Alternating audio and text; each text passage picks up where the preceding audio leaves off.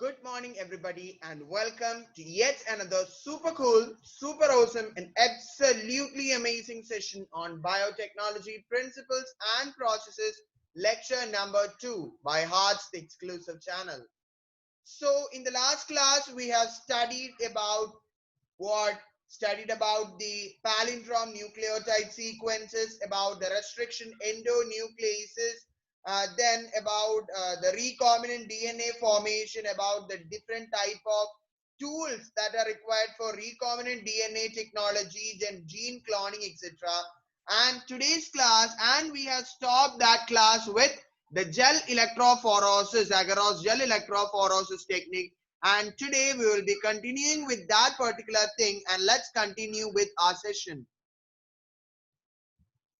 Yes, this is agarose gel electrophoresis technique. Okay, gel electrophoresis.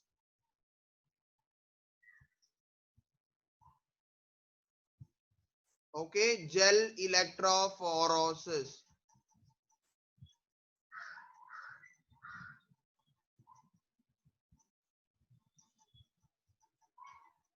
So gel electrophoresis is a particular technique that we are using for separating the DNA fragments.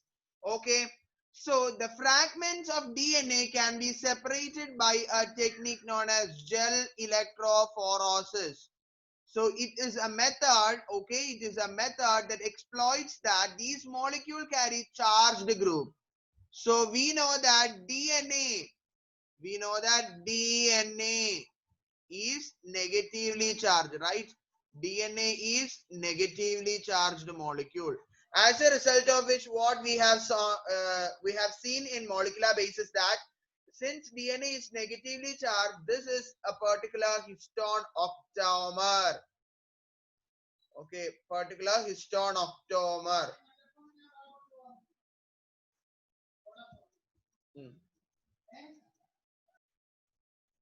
Okay, particular histone molecule, and in this histone molecule, the DNA fragments being negatively charged, they are just wounded upon. Okay, the double-stranded DNA is wounded upon in this particular histone octamer. This histone octamer being positively charged and the DNA being negatively charged, we can see this type of what packaging of DNA helix is happening. The most common used matrix, okay, the commonly used matrix in gel electrophoresis technique is the agarose gel. What is agarose gel? Agarose gel is a natural polymer extracted from seaweed. Very important. 100% direct NEET MCQ. NEET as well as AIMS MCQ. Okay, the agarose gel is obtained from the seaweeds. Clear? Then the separated DNA fragment. Okay, the DNA fragments are separated from the matrix. That is agarose gel. We have separated the matrix. Okay, from the separated fragments, it can be visualized. Only DNA fragment can be visualized after staining it with a stain known as ethidium bromide. This is 100% direct NEET as well as AIMS. Repeated ear question. Okay, repeated ear question. Ethidium bromide followed by the exposure to UV rays, and if we just provide visible light, it cannot be seen. Okay, you have to provide UVB radiations. Clear? Then the separation of the bands of DNA from the agarose gel and extracted from the gel piece. This technique is known as elution. What is elution? Elution is a separation of the cutout fragments of the DNA. Clear? So let's have this beautiful jiffy. Once again, I'll just show you. Okay. So the technique of what? The technique of agarose gel electrophoresis. First, we are filling the different mediums. Okay, DNA. Then the power is turned on. So this is the anode and this is the cathode. Okay, so when the power is turned on, that is this particular cell is connected to a battery. Okay, this is connected to a battery. This is the positive and this is the negative. So the positive terminal of a battery is known as anode and the negatively charged terminal is known as cathode. So these are the DNA fragments, the smaller fragments. So this can be called as the well, where we put the samples. The larger fragments, okay, these are the larger fragments. The larger fragments get settled near the cathode, whereas the smaller fragment having less molecular weight, smaller fragments just move further. This is an important question. Clear? So let's move with the next part, next slide. Okay, here we'll again be telling about certain terms. Okay.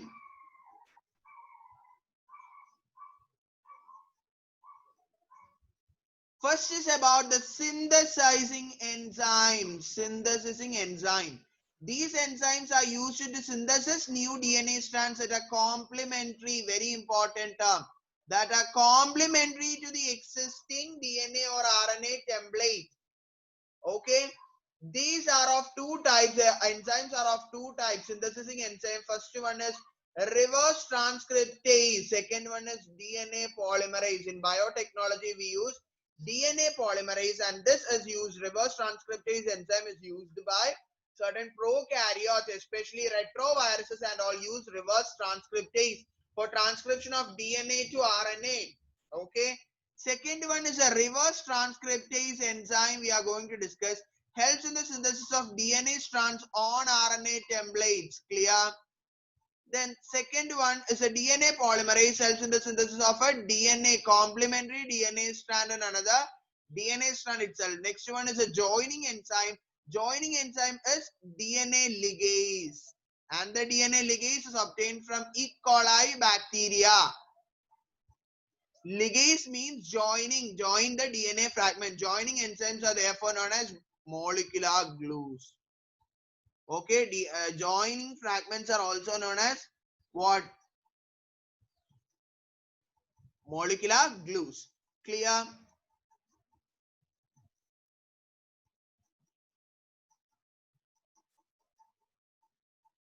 So I'll just write it for you.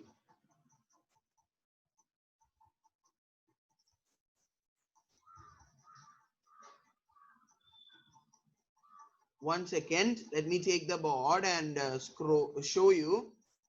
Okay. Yes, it's over here. Yes, the molecular scissors. Okay, the molecular scissors. Cutting of DNA fragment. The group of enzymes, you will be calling it as a nuclease. And today we have studied another enzyme, that is molecular glues. Molecular glues. Molecular glues is DNA ligase. Okay, DNA ligase helps in the joining of two broken fragments. Clear?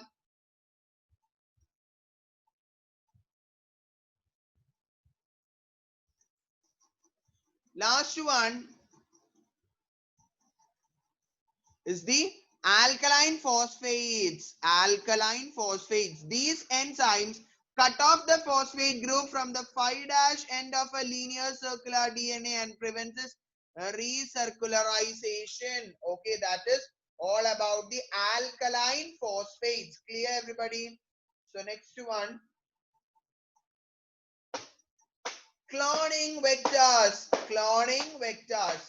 Okay, plasmids. What are cloning vector? They are the DNA molecules that can carry a foreign DNA. They are the DNA molecule that can carry a foreign DNA and replicate inside the host cell.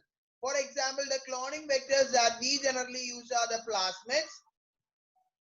Bacteriophages are commonly used vectors for cloning. Cloning vectors. What is the ability? They have the ability to replicate within the bacterial cell. So the bacterial cell over here, bacterial cell is the host cell. So they have the ability to replicate inside the host cell which is independent of the control of the chromosomal DNA. Bacteriophages, okay, bacteriophages have a high copy number.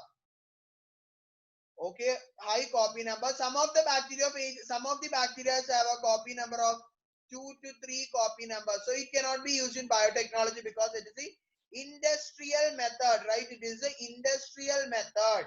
So some bacteriophages have a high copy number of 10 to 20. Okay, so we use high copy number and very high copy numbers of their genome within the bacterial cell. So we will be discussing the next slide. We will be discussing about certain features that facilitates a cloning of a vector. That facilitates a cloning of a vector. Okay. First one is the origin of a replication. Okay. First one is the origin of replication. You will be giving it as a sign ORI. Origin of replication. It's here. Origin of replication. Clear? The sequence from where replication starts, when linked to this sequence, can be made to replicate within the host cell. Okay, this sequence is responsible. Okay, this origin of replication is responsible for controlling the copy number of the linked DNA. Controlling the copy number of the linked DNA molecule. Clear, everybody? So I'll show you.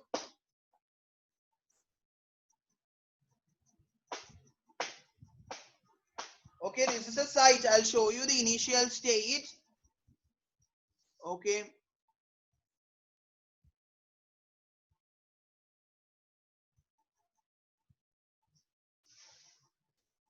Okay, the initial state I'll just again show you.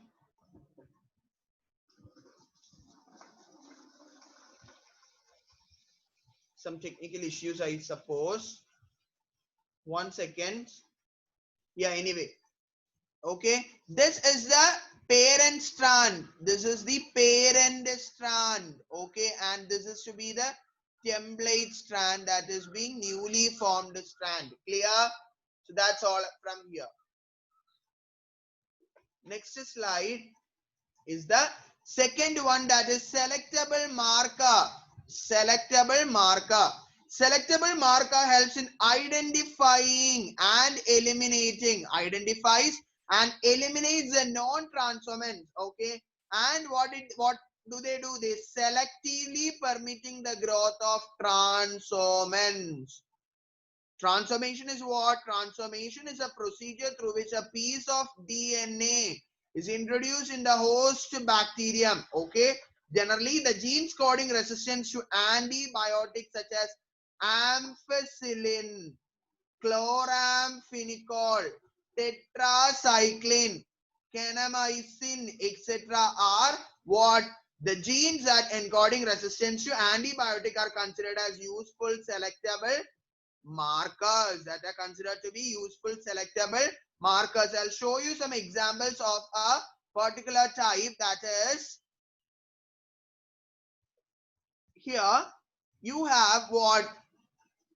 This site is to be the origin of a replication. Okay, this site is to be the origin of replication. So the DNA replication should happen at this particular site, which are marking with this red color. Okay, so DNA replication occurs at this particular origin of replication. After that, you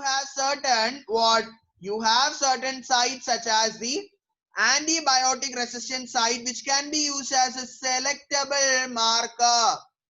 Which can be used as the selectable marker. Okay, you can use the antibiotic resistant genes such as ampicillin, tetracycline, etc., which are used generally as the as selectable marker. Here you can see ampicillin resistant gene, tetracycline resistant gene. This is an E. coli bacteria cloning vector PBR322. PBR322. Clear, everybody? So let's move with the next one. We have one more feature, that is the cloning site. Okay, we have another one more feature, that is a cloning site. Okay, cloning site means to link the foreign DNA, the vector had it need to have a single recognition site. Okay, this is a very important. It should have a single recognition site only. Otherwise, it may interfere with the process of gene cloning. Okay, use a restriction enzyme. A presence of one or more than one recognition sites will generate several fragments of DNA, which will complicate the process of gene cloning. Okay, the ligation of foreign DNA is carried out at the restriction site present in one of the two antibiotic resistant gene. One of the two antibiotic resistant genes. So two antibiotic resistant genes are present. That is ampicillin resistant gene and tetracycline present gene. So these two can be called as a selectable markers. This is the origin of replication. Origin of replication. Well, all these are cloning site. All these are the cloning site of PBR322. Clear? Next one. Insertional inactivation. Okay, insertional inactivation. What do you mean by insertional inactivation? It is the most effective method of screening for the presence of a recombinant plasmid. Most effective methods of screening for the presence of recombinant plasmid. It is a basic principle is that the cloned DNA fragment disrupts the coded sequence. Okay, the cloned DNA. Okay, cloned DNA fragment disrupts or destroys the coding sequences is called insertional inactivation. The most important thing that you have to study over here it is that this method is based on the insertional inactivation of the LAC-Z gene present on the vector. The LAC-Z gene encodes for the enzyme beta-galactosidase, which can cleave a chromogenic substrate into a blue-colored product. Okay, blue-colored product. So if it is inactivated, insertion inactivation is present, then the bacteria will produce a blue colored colonies. Sorry, if it has an insertion inactivation, if it has, okay, if insertional inactivation is present, okay, if insertional inactivation is present, it will give what type of colonies? Instead of blue, it will give white colonies. It will give white colony. It will not develop. The blue colony formation will be prevented. By this way, we can, recombinant will be white in color and non-recombinant will be what? Blue in color. Clear? That's all about insertional inactivation. Yes. You have the structure or the diagram for insertional inactivation. Okay. So this is a particular gene product. Okay, this is a gene product. Starting from here to here. This is a gene product which is to be inserted. Okay, so those bacteria that have an insertional inactivation produce white colored colonies, whereas those have non-insertional inactivation, they produce what? Blue colored colonies. So this is the gene of interest that produces gene for the insertion inactivation. No gene is product. No gene product is there if the target gene is disrupted. So continuous, it should be continuous, and here it is interrupted by another gene. Interrupted or disrupts. The process of insertion inactivation is disrupted or destroyed. Clear, everybody? So let's move with the next one. Next, fourth one is the vectors required for what? Clone. The vectors required for cloning gene in plants. Clear? The most important is the Agrobacterium tumefaciens, which is a pathogen of the dicot plant. This is a NEET Aims question. Agrobacterium tumefaciens, as well as what? Dicot plants, is able to deliver a piece of DNA known as tDNA to transform the normal plants into tumor. Normal plants is converted into tumor by the Agrobacterium tumefaciens. Agrobacterium tumefaciens. Agrobacterium tumefaciens. Agrobacterium tumefaciens helps in the transfer of tDNA into the plant, which converts the normal plant cell into a tumor. And these tumors will produce the chemicals required by the pathogen. And in animals, this vector is a retrovirus, helps in the transformation of normal cells into cancerous cells. So for example, one of the retrovirus that we know is HIV. HIV virus is a human immunodeficiency virus. It's a retrovirus. Okay, it is a retrovirus in animals. Clear? The tumor inducing the TI plasmid, Agrobacterium tumefaciens, have been modified into cloning vectors. They have been modified into cloning vector, having no more pathogenic to plant. Some of the retroviruses are also being modified into cloning vector for using in the animals. Okay, clear everyone about this particular concept? So let's move in the next one. Okay, this is how the Agrobacterium vectors is introduced into a plant. Okay, Agrobacterium is introduced. This is Agrobacterium tumefaciens. It is just introduced. It is introduced into a TI plasmid. It is introduced into a TI plasmid. Okay. Then this is a tDNA or TI plasmid. That is tDNA. tDNA is transferred into T plasmid. This is the site where restriction enzyme cuts. That is palindromic site. Okay, special recognition site or palindromic site. Okay, palindromic site. I think there is some technical problems. So 1 second. Let me correct it. Okay. I think my pen is not working. Let me check it. Yeah, it's okay now. So this is a palindromic site or the origin of what sequence. Okay, this is an incubation where the restriction enzyme act. Then a recombinant TI plasmid is formed. This is the gene of interest. Okay, and this TI recombinant plasmid is introduced into a plant cell. So Agrobacterium tumefaciens is used only in case of plants.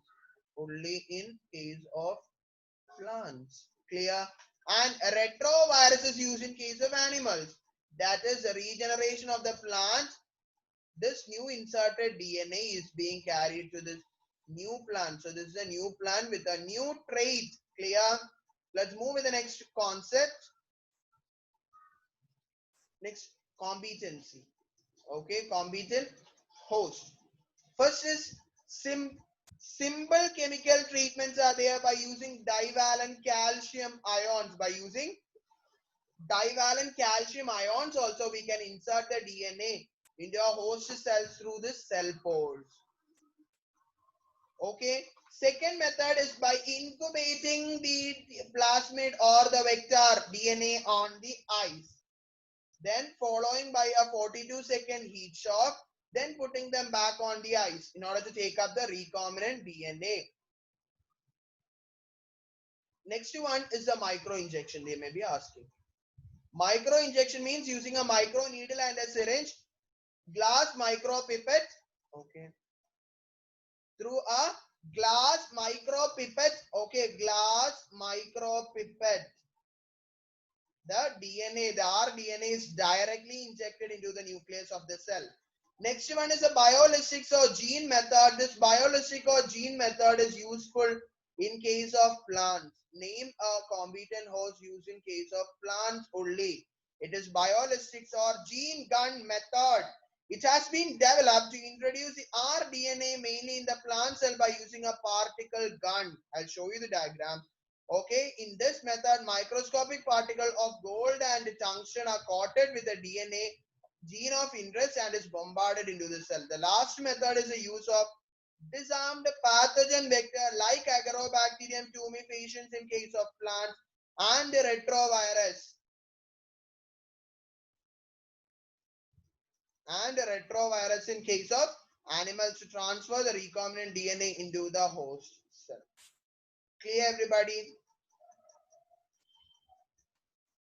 Let's move with the next one. So I'll just show you the diagram of biolistic or biogun and a micro injection. Okay. So this is a biolistics.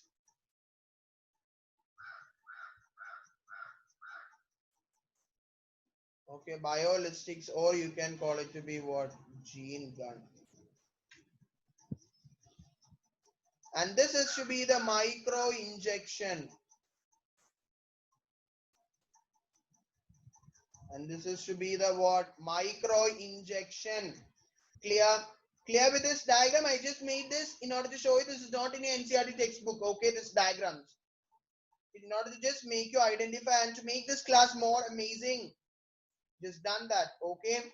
So these are the processes of recombinant DNA technology. Recombinant DNA technology. First is isolation of DNA, fragmentation of DNA by the enzyme restriction endonuclease. Okay. Isolation of desired DNA fragment, ligation of DNA fragment into the vector using DNA ligase, transforming the DNA fragments into the host, culture, and last one is extraction of the desired product. Clear?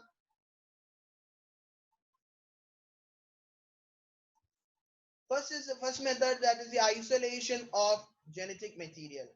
Genetic material can either be RNA or DNA. Okay, genetic material can either be RNA or DNA. Clear?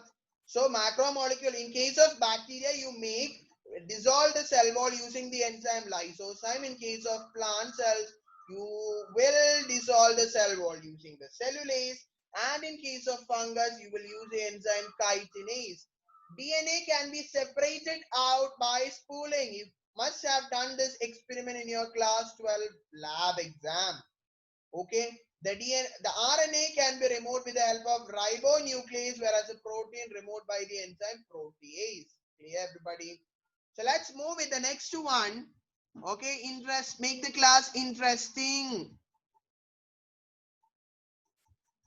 Next is cutting of DNA fragments. Okay, cutting of DNA fragments.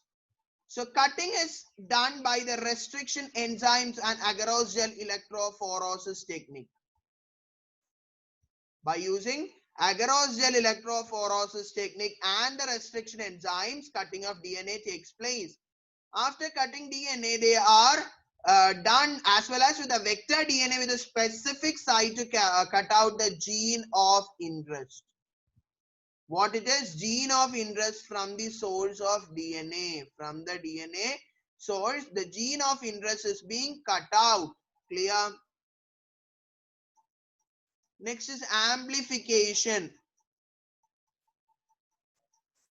Amplification of the gene using PCR, polymerase chain reaction, to get multiple copies of DNA. In order to get multiple copies of DNA in gene of interest in vitro by set of primers, enzyme DNA polymerase. So where DNA polymerase is used, it is used in the PCR technique. AIMS question. Okay, where, in which part you will be using biotechnological process, you will be using what? This DNA polymerase. DNA polymerase you are using in the PCR or polymerase chain reaction or amplification of the gene of interest. So where can you get this thermostable DNA polymerase? From the bacterium Thermus aquatics. 100% or guaranteed MCQ for your need. Okay, guaranteed MCQ for your need. From where does this DNA polymerase, which is a thermostable enzyme, just found out? It is from bacterium Thermus aquatics. And what is its ability? It remains stable at a high temperature. Induced denaturation. Clear, everybody? So let's move with the next one. So I'll show a beautiful image or a video on not a video, it's actually a jiffy based on the amplification of gene of interest.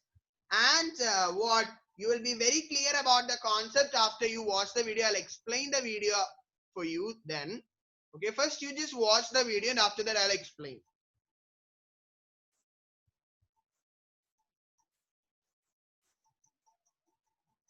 So denaturation, annealing and extinctions are the three methods. Denaturation takes place at 94 degrees Celsius, then annealing at 54 degrees Celsius, and last one is extension that takes place at 72 degrees Celsius. Denaturation. What is denaturation then? During the denaturation, the DNA strand is splitted up. The DNA strand is acted upon. This is a particular DNA strand, and look at the temperature. The temperature is so high that the DNA fragments just get splitted up into two. Okay, the DNA fragment will get splitted up into two parts. Okay, let's see the next part.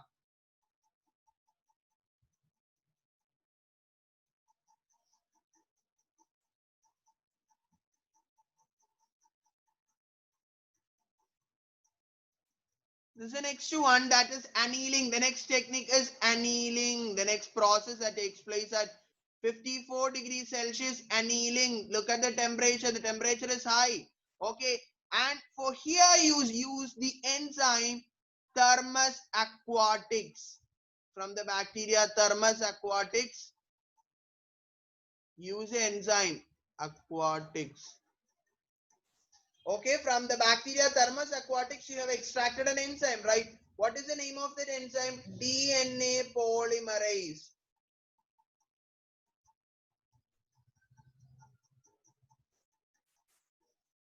Okay, DNA polymerase. Look, if suppose this is the 5' 3' DNA template, and the next one is a 3' 5' DNA template, the primers are formed. Okay, what are primers? This is a primer. I'll just show you. There is no color to just mark it. This is the primer. Okay, two small RNA primers gets attached. If this is 5' 3', the RNA primer that gets attached will be 3' 5', and here it will be 3' 5'. Okay, they get attached at both the ends. What did they do? And during the annealing process, you make use of the enzyme DNA polymerase. NEAT guaranteed MCQ. Clear? So let's continue. So this RNA primer will help in the elongation process also, right?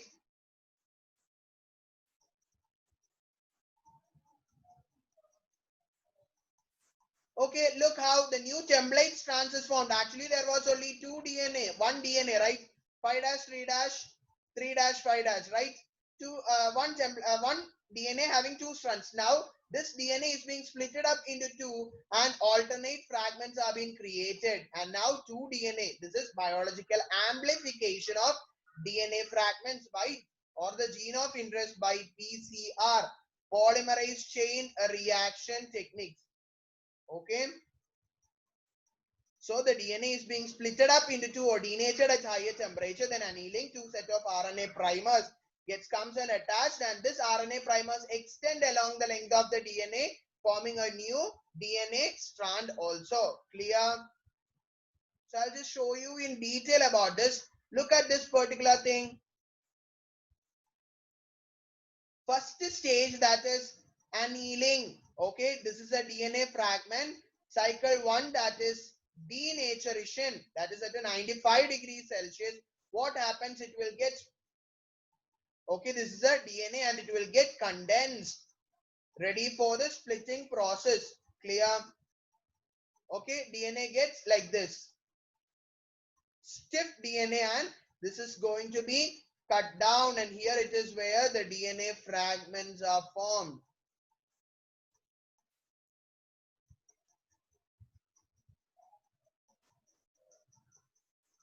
Clear, everybody? So let's move with the next one. So this is only off here.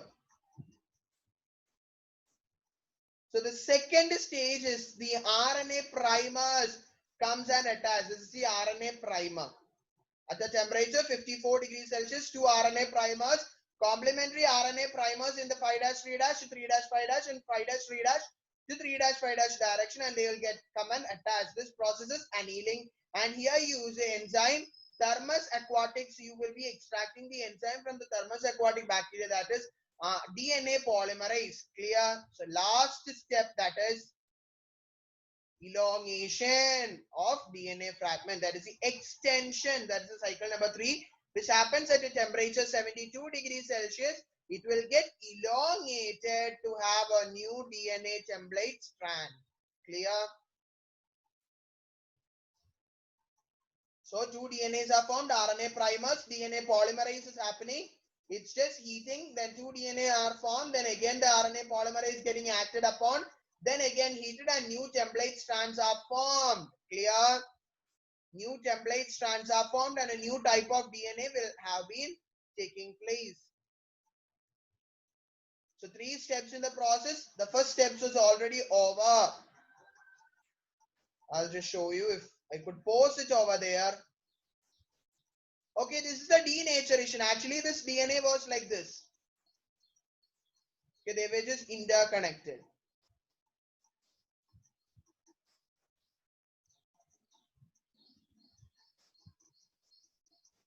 Okay, these DNA fragments were interconnected, and by the action of certain enzyme, restriction enzymes, or suppose some enzymes, this DNA fragment gets split up into 2. First fragment, second fragment. Clear?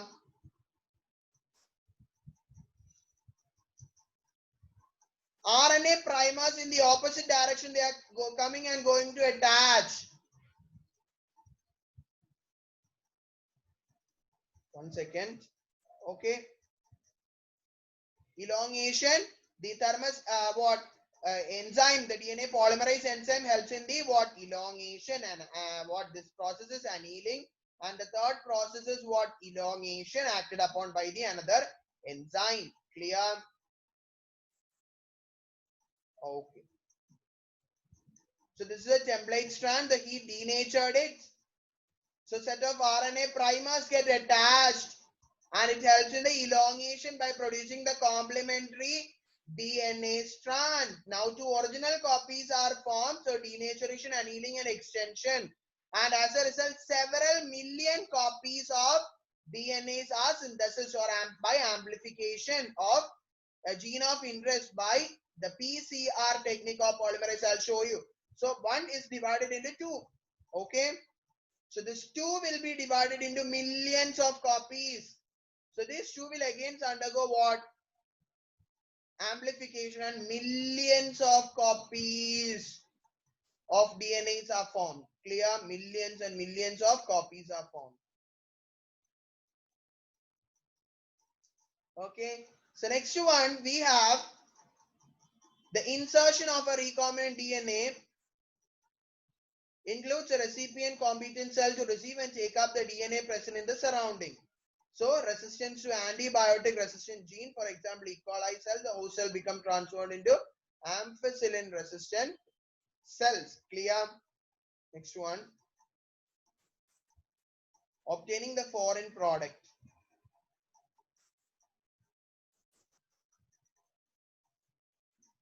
Okay, the foreign product multiplies in plant cell or animal cell to get the desirable protein. Okay, expression of the foreign gene to obtain the recombinant protein. Clear, everybody? While the fresh medium, a bioreactor provides the optimal condition for achieving, and the bioreactor should provide an oxygen-rich environment. For the process to happen, oxygen is required. Clear? Okay, oxygen is required. Optimum temperature. 1 second. Optimum temperature, then the DNA, temperature, pH, substrate, salt, vitamins, and oxygen. Clear? Next one. Downstream processing. Oh my God, sorry. Downstream processing.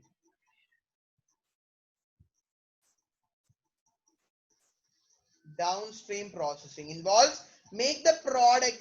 This process was ultimately for making a desired product, right? So desired product is ready for marketing. Clear? And the suitable process is ready. Product, after suitable process, the product is ready. This includes what all processes? Can anybody say? That is separation. Next one is purification, are called as downstream processing. And you'll be adding suitable preservatives. Clear? So this is the simple stirred tank bioreactor. The next one is packed stirred tank bioreactor, through which sterile bubble air are produced. Clear, everybody? So from here, I think our class comes to an end of this wonderful, amazing session. Clear? So thank you all for watching this wonderful video on this yet another super cool and amazing class lecture on biotechnology principles and processes. So we have completed the chapter entirely. Next series will be NCERT at your fingertips. We'll be coming with the NCERT at your fingertips series. Clear? So hope you all like the video and enjoy this amazing, super cool and extraordinary charging class. Don't forget to like, share and subscribe our channel. And please do comment us in the comment section. Okay. Till then, we meet for the next super cool and super amazing class. Let's just stop our class now. Okay. From next class onwards, there will be quiz at the end of each session. Okay. There will be interesting quiz. Okay. So let's thank you.